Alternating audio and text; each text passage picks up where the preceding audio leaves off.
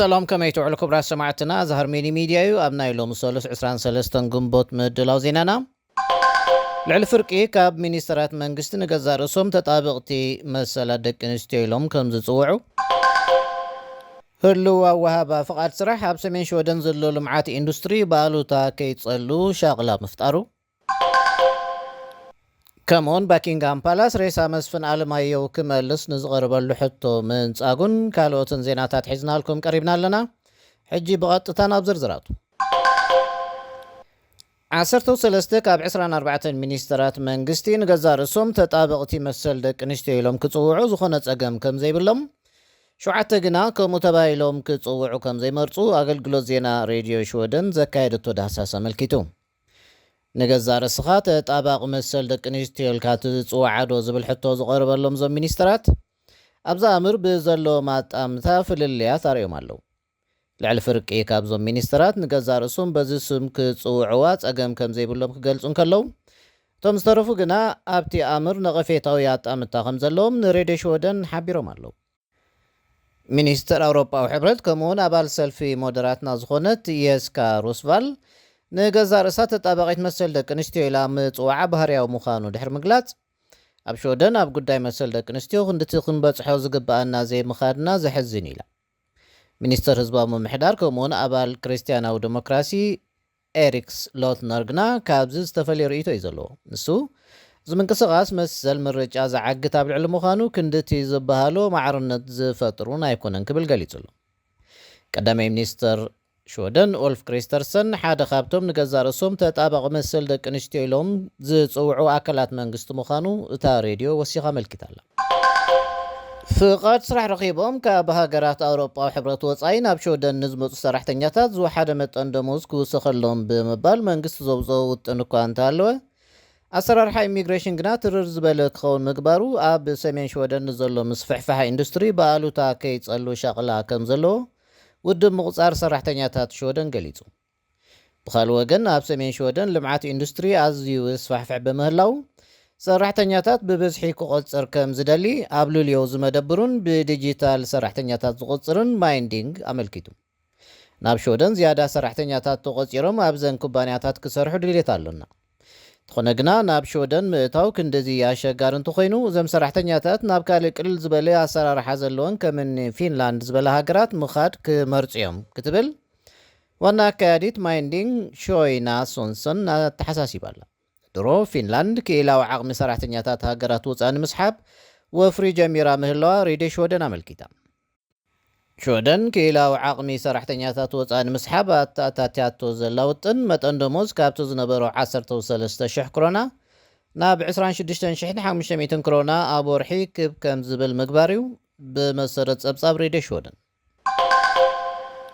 ኣብ ዶብ ፊንላንድን ሾደንን ዝርከብ ሩባቶርኖ ካብቲ ንቡር ፅፍሑ ብ5 ሜትሮ መልዓሉ ተገሊጹ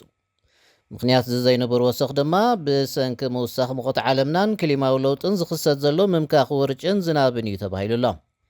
ኣብ 1968 እውን ተመሳሳሊ ምዕልቕላቕ ኣጋጢሙ ምንባሩ እዚ ኣብ ዘመን 2 ሰዓት ጥራይ ዝኽሰት ተሪኦ ምዃኑን ዝገለጸ ኣገልግሎት ክሊማ ሾደን ቀይሕ ናይ መጠንቀቕታ ምልክት ኣውፂኡ ኣሎ እዚ መጠንቀቕታ ንታሕተዋይ ኣፍ ሩባቶርኔ ዝምልከት ምዃኑ ኣብቲ ትካል ክኢላ ሃይድሮሎጂ ኒና ቦሻርድ ኣመልኪታ ኣላ እዚ መጠንቀቕታ ኣብ ክፋላት ፒቲን ካውሊክስን እውን ክውዕል እዩ ተባሂሉ ኣሎ ኣብ ኖርቦርተን ብምኽንያት እዚ ክስተት መንገድታት ተዓፅዮም ብርክት ዝበሉ ኣባይቲ ከዓ ውሕጅ ከም ዘዕለቕለቖም ጋዜጠኛ ሬድዮ ሾደን ኣህቲ ኣሳ ፀብፂቡሎ ምስ ሃርሜኒ ሚድያ ኢኹም ዘለኹም ክቡራት ሰማዕትና ኣብ መወዳእታ ባኪንግሃም ፓላስ ነቲ ሬሳ ኢትዮጵያዊ መስፍን ኣለማዮ ክምለስ ዝቐረበሉ ሕቶ ነፂግዎ ኣብ መበል 19 ክፍለ ዘመን ኣብ ገንቢ ዊንድሶር ዝተቐብረ መስፍን ኣለማዮ ወዲ 7 ዓመት እናሃለወ እዩ ናብ ብሪጣንያ ኣትዩ ኣብ ጉዕዞ ኣዲኡ ብምሟታ ዝዘኽተመ ህፃን ኣለማዮ ብሓልዮት ንግስቲ ቪክቶርያ ይእለ ምንባሩን ኣብ መበል 18 ዓመቱ ብሕማም ምሟቱን መዛግብቲ ታሪክ ይመልክቱ ካብ ነዊሕ ግዜ ትሒዞም ስድሩ ሬስኡ ናብ ዓዱ ክምለስ ድሌት ከም ዘለዎም ክገልጹ ጸኒሖም ኣለዉ መስፍን ኣለማዮ ኣብ ሓመድ ብሪጣንያ ክቕበር ቁኑዕ ኣይኮነን ሓመድ ዓዱ ክለብስ ኢና እንደሉ ክብል ካብ ወለዶ ንጉስ ቴዎድሮስ ዝኾነ ፋሲል ሚናስ ንሬድዮ ቢቢሲ ገሊጹ ኣሎ ትኾነ ግና ባኪንግሃም ፓላስ ነዚ ሕቶ መልኪቱ ኣብ ዝሃቦ መልሲ ሬሳ ኣለማዮ ካብ ዝዓረፈሉ ምውፃእ ንኻልኦት ኣብቲ ጎርጎሓት መቓብር ዝዓረፉ እውን ዝጸሉ ብምዃኑ ነዚ ክፍጽም ከም ዘይክእል ብምግላጽ ነጺግዎ ኣሎ። ኣብ 19 ክፍለ ዘመን መንግስትነቱ ከደልድል ዓብዪ ባህጊ ዝነበሮ ንጉስ ቴዎድሮስ ዳግማዊ ናብ ንግስቲ ቪክቶርያ ብርክት ዝበላ ደብዳቤታት እኳ እንተለኣኸ መልሲ ብዘይምርካቡ ብቁጥዐ ብዙሓት እንግሊዛውያን ዝርከቦም ኣውሮጳውያን ኣብ ማእከላይ ኢትዮጵያ ኣብ ዝርከብ እምባ መቕደላ ኣሲሩ ነይሩ እዩ። እዚ ድማ ንወፍሪ ናብ ፒየር ምኽንያት ምዃኑ ናይ ሽዑ ጸብጻባት ታሪክ የመልክቱ። በቲ ወፍሪ ሰራዊት ቴዎድሮስ ዳግማዊ ተሳዒሩ እቲ ንጉስ ነፍሰ ቅትለት ምፍጻሙን ወዱ መስፍን ኣለማዮ ምስቲ ወፍሩ ብዓወት ዛዚሙ ንብሪጣንያ ዝምለስ ዝነበረ ሰራዊት ናብ ላንደን ምእታውን ሬድዮ ቢቢሲ ዘኪር ኣላ። እምበር ክቡራት ሰማዕትና ንሎሚ 23 ግንቦት ብሃርሜኒ ሚድያ ዝተዳለወ ሓፀርቲ ዜናታት በዚ ፈጺምና ኣለና።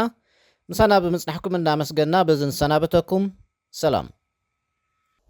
ሃርሞኒ ሚድያ ዕለተ ልደት፣ መርዓ፣ መመረቕታን ካልኦት ኣገደስቲ ዝኾኑ ናይ ፈተውትኹምን መቕረብትኹምን ምድላዋት ናይ እንቋዕ ሓጎሰኩምን እንቋዕ ኣብቅዓኩምን መልእኽትታት ንምምሕልላፍ ዘኽእለኩም መደብ ጀሚርና ከም ዘለና በዚ ኣጋጣሚ እዚ ንኹልኹም ተኸታተልቲ ሃርሞኒ ሚድያ ንሕብር። ንኹልኹም ፈተውትኹምን መቕረብትኹምን እንቋዕ ኣብቅዓኩም ንምባል ኣብ ትደልይሉ እዋን ሃርሞኒ ሚድያ ዕድል ከፊትልኩም ስለ ዘሎ ተጠቀምሉ።